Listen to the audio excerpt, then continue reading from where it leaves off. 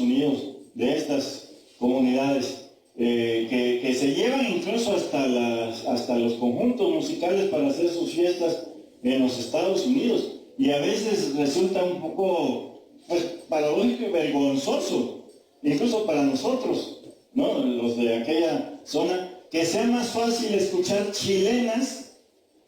Bueno, ahora también otras fusiones, ¿no?, con la cumbia, de la chilena con la cumbia, con el merequetengue, ¿no?, identifica mucho, sobre todo a la población negra, o como se la quiere llamar ahora más, procedente, oír esa música en los Estados Unidos, ¿no? Bueno, entonces decía que mi hermano Álvaro se ocupará, pues, de hablar de la historia de la hacienda de Cortijo, ¿no? Y bueno, y que esa hacienda perteneció a los círculos cercanos, incluso familiares del conquistador Hernán Cortés, de Tristán de Luna y Arellano, y los mariscales de Castilla, ¿no? El primero muy recordado en los Estados Unidos, volvemos a lo mismo, ¿no? En los Estados Unidos pueden tener a veces más interés que el que se tiene aquí, por ejemplo, por estudiar aquella zona, porque aquella zona, eso no lo dije, pero aquí Oscar hablará seguramente de ello. En esa zona floreció el imperio mixteco de Ocho Venado, Garra de Jaguar, mucho antes de que los mexicanos llegaran aquí al centro de lo que va a ser México, ¿no? Floreció hacia el año 1000, o sea, hace 1000 años, ¿no? Entonces, no es nada más la presencia negra la que, desde luego, quizá marca o caracteriza a nuestra región, sino estas otras historias, ¿no? Además de la hacienda de Cortillos, de la que hablará mi hermano Álvaro, pues este reino mixteco, ¿no?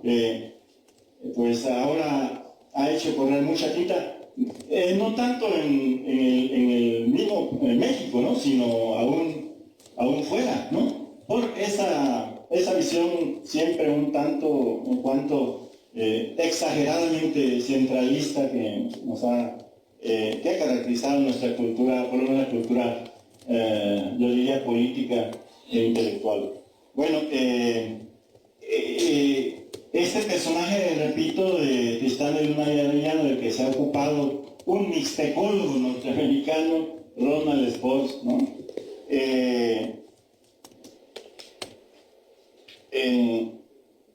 Es muy recordado en los Estados Unidos también porque participó en las exploraciones de la Florida, ¿no?, y en la famosa y mítica búsqueda del Dorado, ¿no?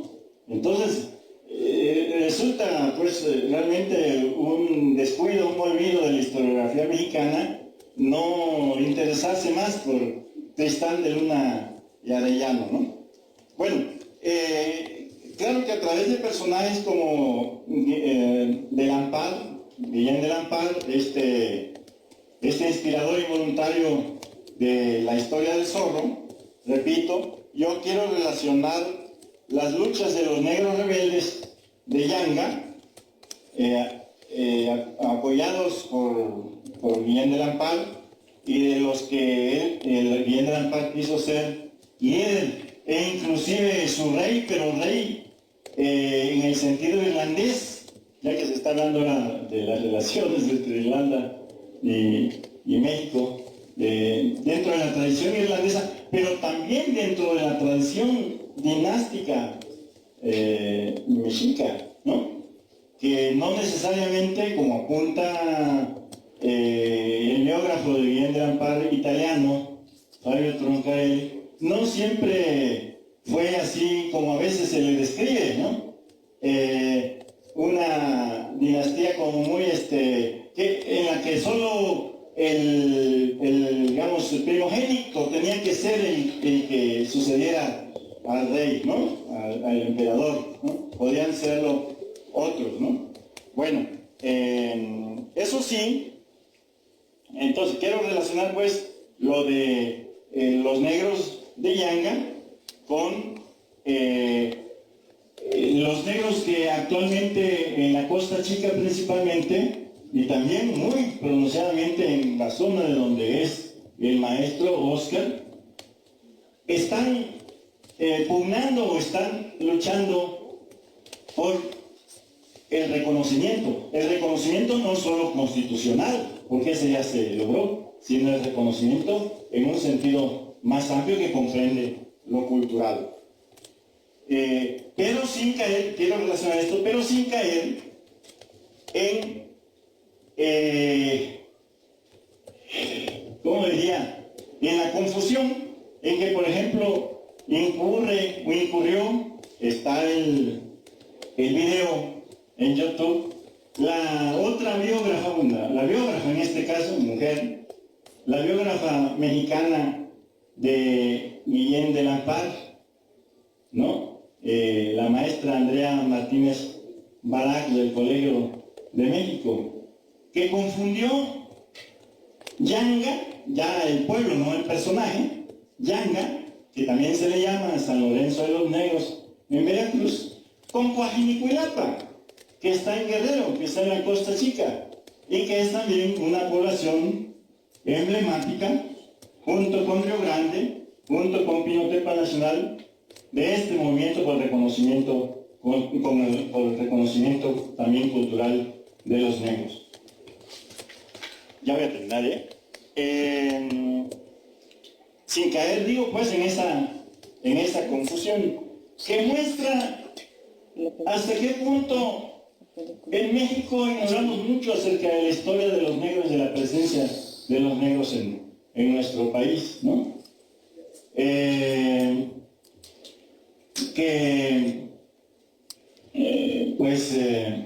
Tuvieron los negros mucha importancia, no solo en la Costa Chica, ¿no?, sino que lo tuvieron en México, ¿no?, en la ciudad misma, en la capital del virreinato, ¿no?, en la época colonial, y que a veces pues están un poco desdeñados, ignorados, tomados en cuenta, quizá, además de por los que somos de una región negra, pues por pocos estudiosos, salvo los antropólogos, ¿no? Salvo los antropólogos, que sin embargo yo digo que pues a veces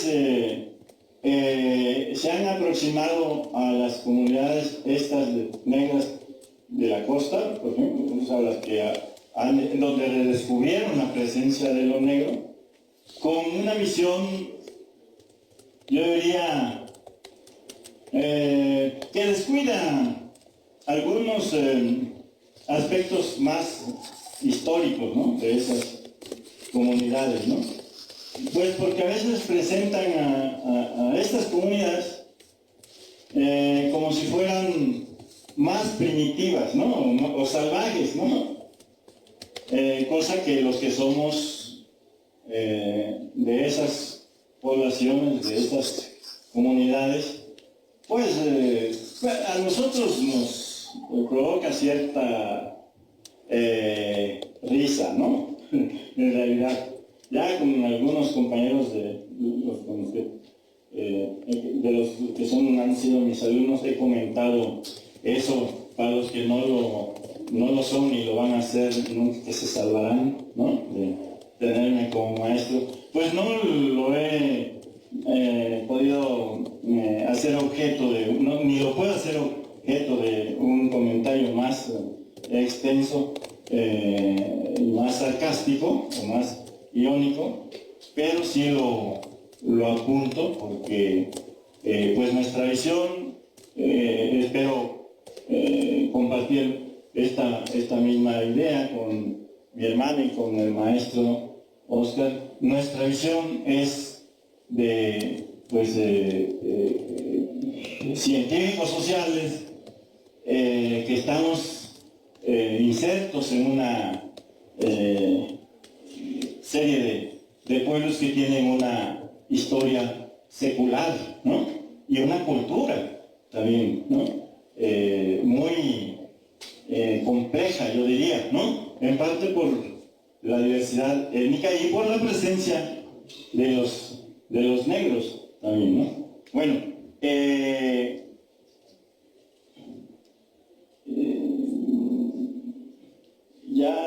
quería nada más referirme a que Guillén de la Paz le tenía tanta, digamos, esperanza en el movimiento de los negros de Yanga que quiso ponerse a la cabeza de la rebelión cuando esta ya había venido a menos, en ocasión de que se escapó de la cárcel de la Inquisición durante unas horas, ¿no? Y justamente lo recapturaron porque andaba buscando el camino a Veracruz, porque Guillén de la Paz era un irlandés, era un hombre decidido y de acción, y conocedor además del arte militar, ¿no? Y que había venido a España aliado, podríamos decir, con que después se convirtió, gracias a un golpe de Estado en el que Guillén de la Paz jugó un papel decisivo por sus conocimientos militares, a través del cual se le puso a Villena, al virrey Villena, y ascendió al máximo poder civil Palafox, el obispo de Puebla, arzobispo de México, y que fue por poco tiempo incluso virrey de la Nueva España, hasta que cayó en desgracia en España el apoyo, ¿no?, de ese grupo que vino a México, enviado por el rey para ver cómo estaba la corrupción en el virreinato de la Nueva España, ¿no?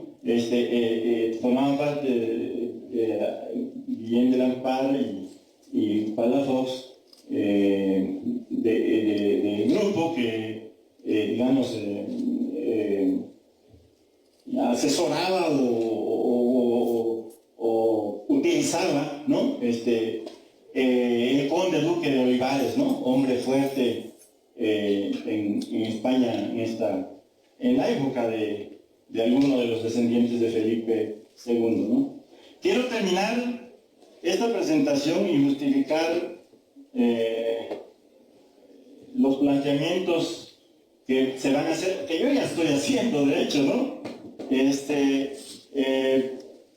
Poniendo un video breve